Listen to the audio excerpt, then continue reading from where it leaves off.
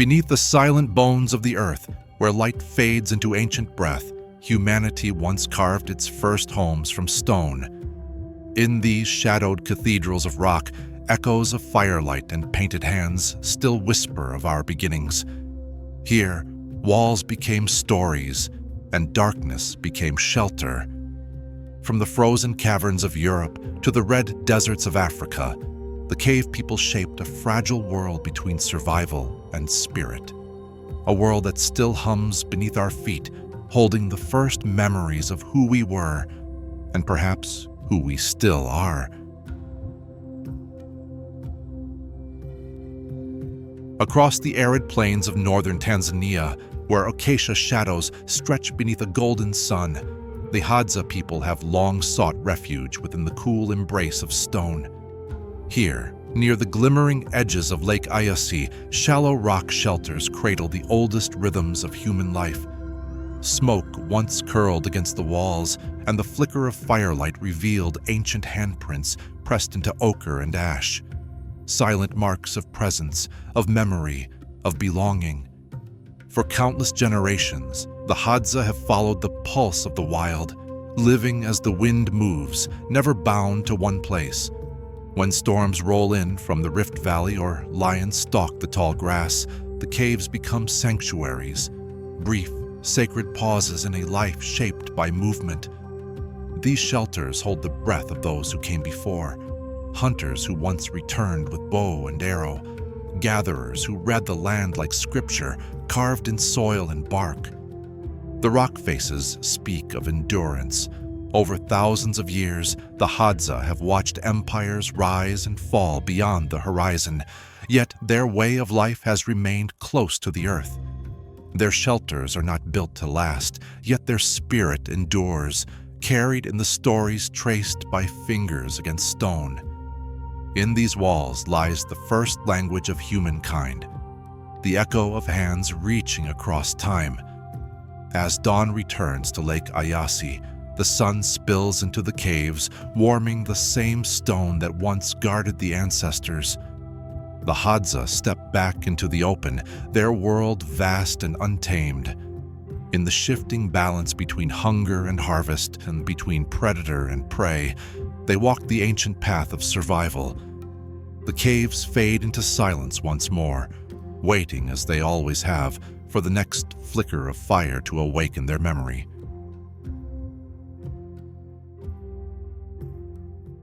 High above the sunburnt plains of Mali, where wind carves the Bandiagra escarpment into ancient walls of red stone, the ghostly traces of the Tellem still cling to the cliffs. Long before the Dogon made these heights their home, another people carved a vertical world into the rock, a world suspended between sky and earth. Their dwellings rest in impossible silence, hidden in the folds of the stone like memories too old to speak. The Tellem built their sanctuaries in secret, stacking mud, brick, and timber where only birds could reach. From these narrow ledges, they looked out over a landscape that seemed to stretch forever, where the land itself carried the breath of their ancestors. The caves were more than shelter. They were tombs, shrines, and vaults of mystery. Inside, archaeologists have uncovered remnants of woven cloth, pottery, and skeletal remains, carefully wrapped in bark, untouched for centuries. Each fragment whispers of a civilization that understood both the danger and divinity of height. When the rain swept across the Sahel and the rivers swelled below, the cliffs stood firm, their hollows glowing like lanterns in the dusk. The Tellem vanished long ago, their language and lineage lost to time, yet their architecture clings to the escarpment like a testament to resilience. Later, the Dogon came, carving their own homes beneath these Tellem caves, honoring the sky people who once lived above them. The cliff became a layered story of human survival, written in stone. As twilight descends, the Bandiagara cliffs turn crimson, and the old caves breathe with the heat of the day. Dust drifts through the openings like smoke from forgotten fires. The Tellem may have disappeared, but their presence remains, a haunting silhouette against the rock, A reminder that even in the harshest lands, humanity once dared to rise, to carve life from sheer stone, and to leave behind a mystery that still watches the plains below.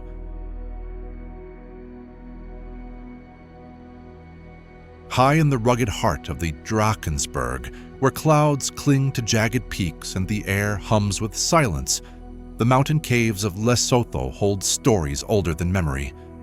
Here, beneath the Basotho sky, rock shelters have cradled generations.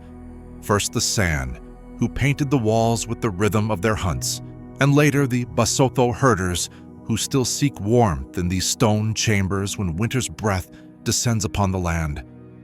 Firelight dances across ochre figures, and the past seems to move once more through the flicker of flame.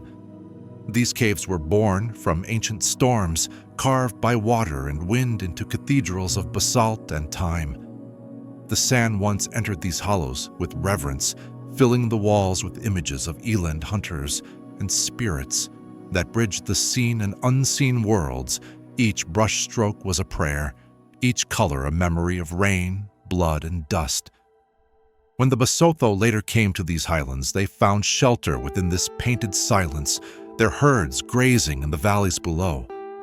In these same walls, they saw not only history but protection, the strength of those who came before. Through the long winters, the caves become a world apart. Smoke drifts toward the ceiling like a slow prayer to the mountains, while outside, frost gathers over the grasslands and rivers turn to glass. The herders rest against the stone, listening to the wind echo through the ridges, feeling the presence of unseen ancestors. These shelters have watched over humankind for millennia, from the first San artists to the Basotho guardians who still kindle their fires today. When dawn finally breaks, golden light spills across the cave mouth, illuminating the ancient murals once more. The mountains awaken, their faces scarred yet eternal. In this meeting of art and endurance, the Lesotho caves stand as living archives of humanity's bond with nature, places where the cold is met with fire and history glows again upon the stone.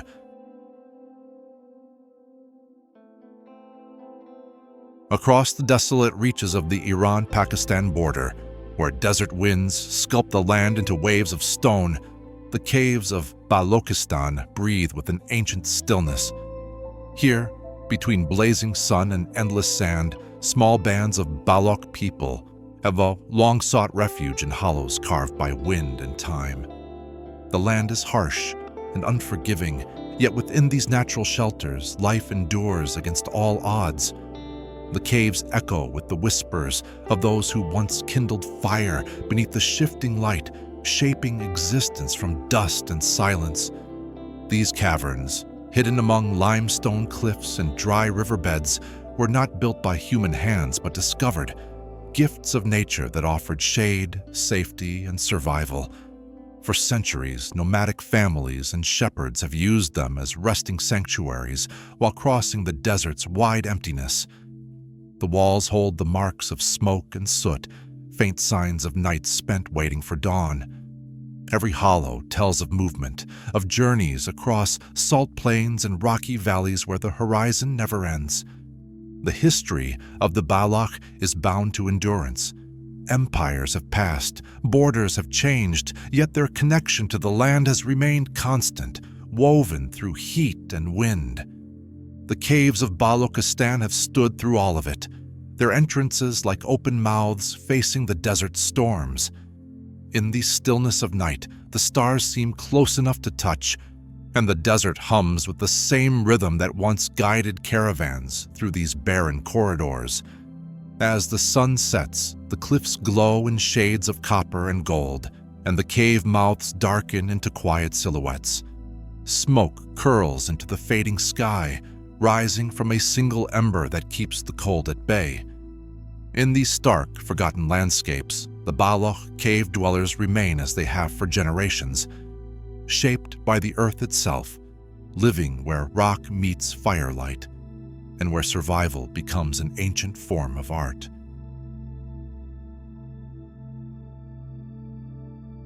Amid the granite labyrinth of southern Zimbabwe, where great boulders balance like giants frozen in time, the Matobo Hills rise as both fortress and sanctuary. Between these ancient stones lie caves painted with the echoes of long-lost hunters, sanctuaries that now cradle rural families seeking refuge from the shifting winds of the savannah. Firelight flickers across rock art that has endured for tens of centuries, merging the breath of the past with the quiet persistence of the present. The Matobo Hills have always been sacred ground. Long before kingdoms rose across Africa, the sand painted these walls with ochre and ash, capturing moments of spirit dances, animal hunts, and visions drawn from dreams. Their art still shimmers beneath layers of smoke and dust, preserved by the stillness of the rock. Over time, other peoples came, farmers, herders, and wanderers who found these same caves a shield against the rain and a storehouse for their grain. The land's abundance and the natural strength of the granite made these hills a cradle of continuity, where generations have lived beneath the same stone ceilings once lit by the fires of the first artists. When storms roll across the plains, the caves stand silent and enduring, their entrances framed by acacia and grass. Inside, the air holds the scent of earth and ash, the faint hum of life that refuses to fade. The Matobo Hills have seen droughts and wars, harvests and rebirths, yet their caves remain unbroken, a testament to resilience carved by time itself. As dusk falls, shadows climb the painted walls, and the last rays of sunlight trace the forms of hunters and herders side by side. The Matobo Hills glow with the memory of those who once walked their valleys, whose stories are written not on paper but on stone. In this meeting of art, survival, and spirit, the caves stand as living testaments, places where the first storytellers met the enduring strength of the land and where life still finds shelter within the bones of the earth. Amid the scarlet cliffs of northern Ethiopia, where the highlands rise like ancient fortresses of stone, the Tigray rock villages cling to the mountainsides like echoes from another age. Hidden within red sandstone walls, these semi-cave homes seem to grow from the earth itself. Their doorways carved into the living rock, their roofs blending with the cliffs above. In this land of wind and silence, life endures in the thin air between heaven and earth. Generations of Tigrayan families have shaped these dwellings by hand, chiseling through layers of stone to carve both shelter and sanctuary. The cliffs once guarded hermit monks and pilgrims who sought solitude and prayer within hollowed chambers, and even now their presence lingers in the stillness. The same rock that sheltered saints and farmers has become the cornerstone of a life rooted in endurance. These homes offer protection from the fierce sun and winter winds, their cool interiors carrying the scent of dust, smoke, and faith. The terrain here is both beautiful and unforgiving. Paths wind through narrow gorges, past ancient churches etched into the cliffs, and terraces of dry soil where crops cling to survival. Every sunrise washes the sandstone walls in gold, revealing a landscape that has witnessed centuries of devotion and resilience. Within these caves, children's laughter mingles with the whisper of the wind, and time seems to slow, held still by the weight of the mountain. As evening falls, the cliffs burn crimson once more, and the faint glow of fires flickers from the carved doorways. The Tigray rock villages stand quiet against the vast horizon, their silhouettes blending into the ancient land. Each hollow, each stone-cut room speaks of a people bound to their mountains, shaping homes not upon the land, but within it. In the heart of northern Ethiopia, the earth itself becomes a dwelling, and every breath carries the memory of those who turned the mountain into life.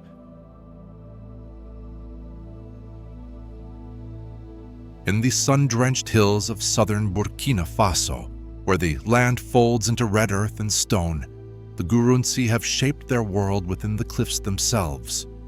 Hidden behind curtains of rock and thorn, Their cave dwellings rise from the slopes like ancient fortresses built of mud, stone, and resilience. The air hums with heat, and from a distance these shelters appear to vanish into the hills, homes carved from the very bones of the land. Long ago, when the rhythm of tribal wars echoed through the valleys, the Gurunsi turned to the cliffs for refuge. They built within them shaping walls of clay and granite that served as both sanctuary and shield. The narrow passages and high ledges gave them the advantage of height, while the caves' natural shadows concealed their families and stores of grain. Firelight flickered against stone ceilings as generations endured conflict and hunger beneath the watchful cliffs.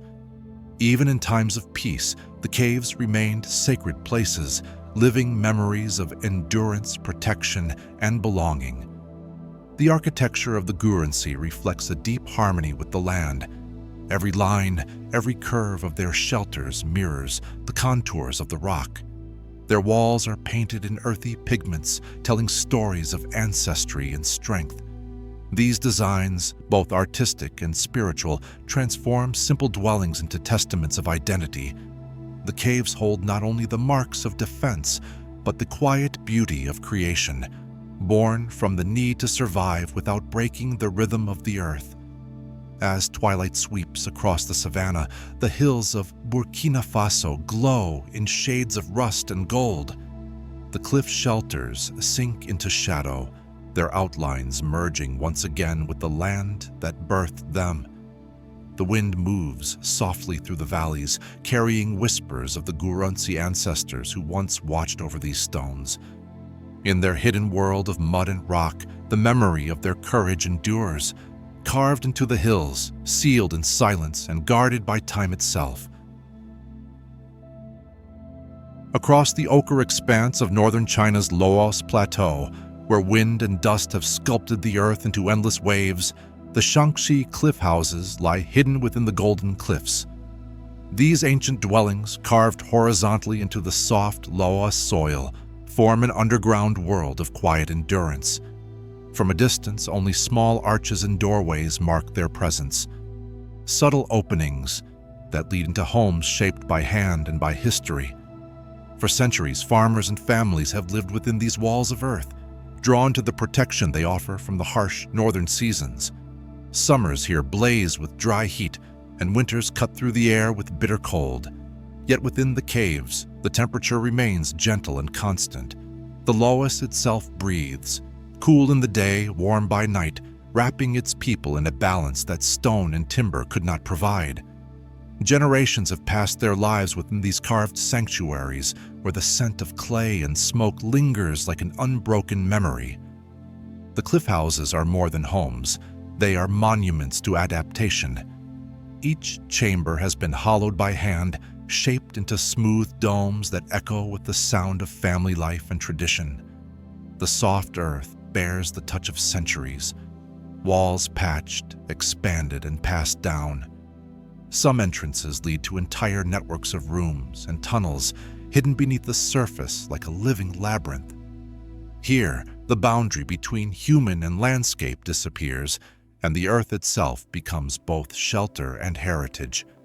As dusk settles over the plateau, the cliffs turn the color of fire, and faint glimmers of lantern light flicker from the carved doorways.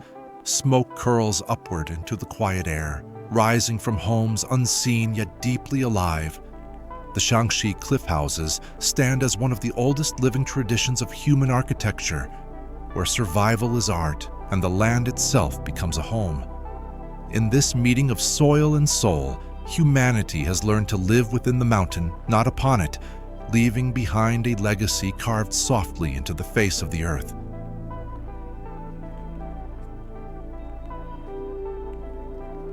Deep within the emerald heart of Borneo, where rainforest canopies shimmer with mist and sound, vast limestone caves open like gateways to another realm.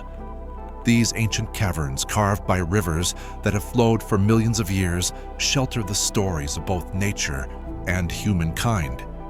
In their shadowed hollows, tribal families have long found refuge during long hunting journeys, turning these vast chambers into temporary sanctuaries beneath the living forest. The caves rise like cathedrals of stone, their ceilings draped in stalactites glistening with water and time. Here, the air hums with echoes, the slow drip of mineral rain, the flutter of bats, and the quiet crackle of fire built upon damp earth. For the hunters who traverse the deep jungles in search of game, these shelters offer more than rest. They are the heartbeat of survival in a land both bountiful and unforgiving. Within the limestone walls, stories pass between generations, tales of ancestors who once crossed the same rivers and climbed the same routes that twist toward the light above. Long before modern borders were drawn, Borneo's caves served as dwellings for early humans, their remnants still sealed within the rock. Tools, pigments, and fragments of bone remain as silent witnesses to lives lived close to the earth. Today, when tribal hunters return to these same hollows, they step into the footprints of their ancestors. The glow of their fires reflects on these same walls that once mirrored the light of ancient hands. Nature and memory intertwine, forming an unbroken chain between past and present. As night thickens across the rainforest, the cave mouths shimmer with the soft pulse of flame. Outside, the jungle roars with unseen life, while within, the stillness feels eternal. The limestone stands unyielding, weathered yet alive, guarding centuries of human endurance. In these sacred spaces where the forest meets stone, the people of Borneo have learned the delicate art of survival, to move with the rhythm of the earth and to find home, if only for a moment, within the silence of the cave.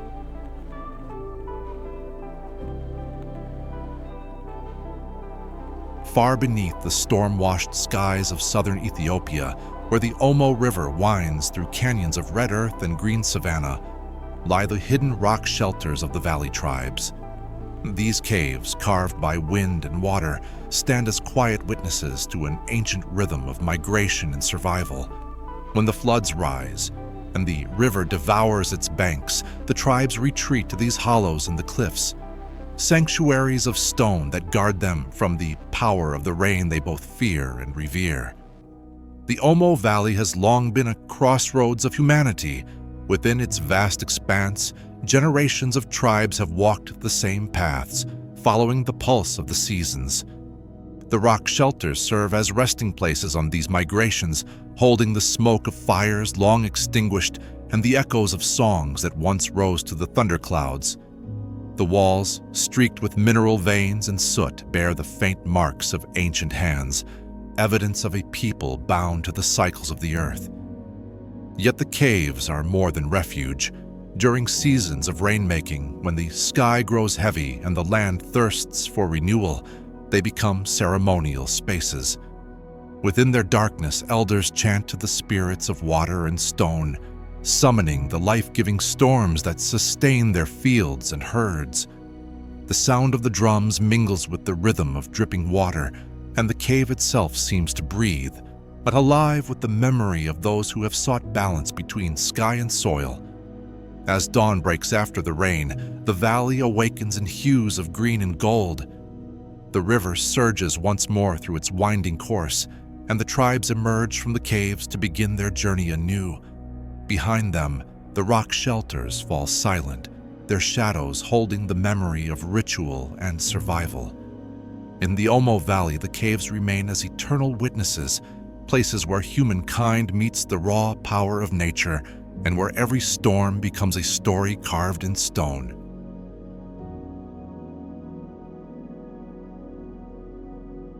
Across the rugged spine of the Zagros Mountains, where clouds drift low and the wind carries the scent of snow and stone, the Kurdish shepherds have long found refuge within the caves. These natural shelters, carved into the limestone folds of the range, serve as havens during the bitter months when frost grips the valleys and pastures lie buried beneath ice. Here, surrounded by jagged peaks and echoing silence, life continues in quiet resilience, bound to the rhythm of the mountain. generations of Kurdish families have moved with the seasons, guiding their flocks through gorges and across high ridges that seem untouched by time. When the first snows descend, they turn toward the caves, ancient sanctuaries passed down through memory rather than map. Fires are kindled at dusk, and their light dances across rough stone, painting the walls in amber glow. The scent of wool, ash, and bread fills the air as the wind howls outside. Inside, time slows, and the mountain becomes a living home, its heart beating softly beneath layers of rock and frost. The Zagros Range is one of the oldest inhabited landscapes on Earth. Its valleys once nurtured the first farmers who learned to plant barley and herd goats, long before cities rose on the plains below. Within its caves, archaeologists have found traces of humanity stretching back tens of thousands of years. Fragments of pottery, bone tools, and soot-darkened ceilings that mark the dawn of settled life. For the Kurdish shepherds who inhabit these shelters today, every ember and echo connects them to that same unbroken lineage. When the blizzards sweep through, the caves become both fortress and cradle. Outside, snow buries the paths and wolves move in the dark. Inside, warmth radiates from fire and family alike. The rock shields them from the cold, but it also binds them to the land in a way no modern dwelling could. Each hollow, carved by wind and time, becomes a vessel of endurance, a reminder that survival here has always been a conversation between humankind and the mountain. When spring returns, the shepherds emerge from their stone dwellings and the valleys awaken in hues of green. Streams thaw and rush through the gorges, and life spreads again across the high meadows. The caves fall silent, their chambers empty but not forgotten. As the sun sets over the Zagros, the cliffs burn gold, and the wind whispers through the same passes it has crossed for millennia. In this vast and ancient range, the Kurdish caves remain steadfast, eternal, and alive with the memory of a people who have always listened to the voice of the mountain.